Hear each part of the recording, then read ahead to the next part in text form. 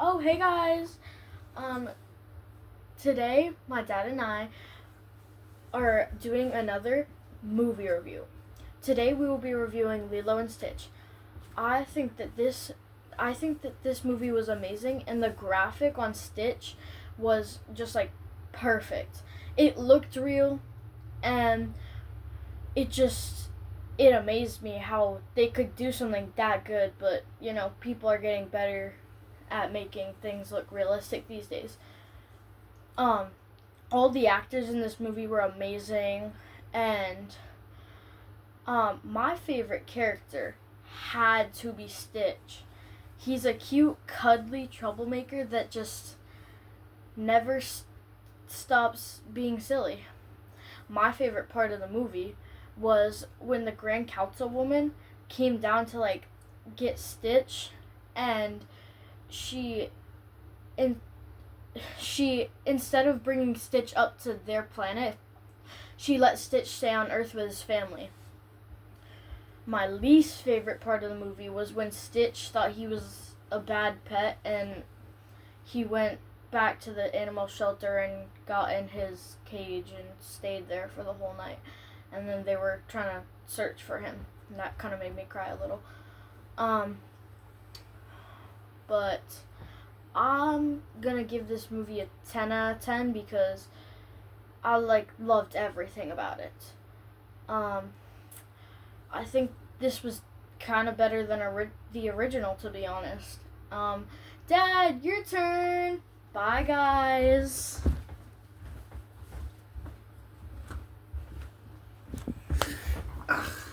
Well, here we go. Lilo and Stitch 2025. Of course, I had to bring the kid to the theater to see it. Her sister, who is 22 this year, she was 1 year old when the original Lilo and Stitch came out. Or no, she was born 1 year after it came out. But she was probably 1 year old the first time she saw it, and I saw that movie 10 million times. Afton also enjoyed that movie. So, this movie, coming into it, I was well prepared to be disappointed. I love the original Lilo and Stitch. It's a great movie. I've always loved it. And I assumed that Disney was going to flub this one. Now, I've seen a lot of reviews that say they did flub it. For me personally, the fact that they changed it to a live action movie made it so they had to change some of the things that they changed. And I thought they did an excellent job with the things that they did change. Certain things work in the world a certain way. And so when you change a movie to a live action, you have to give it a little bit more of that reality. Otherwise, it's too cartoonish for a live action film. That's what I think.